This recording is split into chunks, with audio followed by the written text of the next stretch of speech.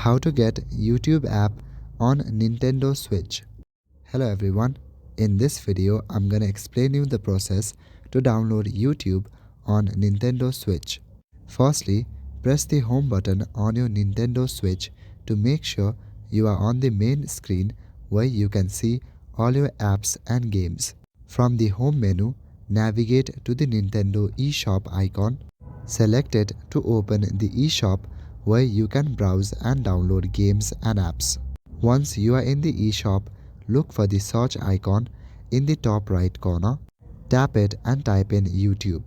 You can use the on-screen keyboard or a connected controller to search.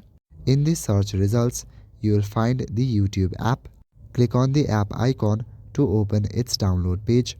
On the YouTube app page, click the download button. After the app is installed, you will find the YouTube icon on your home menu just like any other app or game. Once installed, you will be able to sign in with your Google account and enjoy YouTube content directly on your Nintendo Switch. So that is it for this video. I will see you in the next one. Thank you.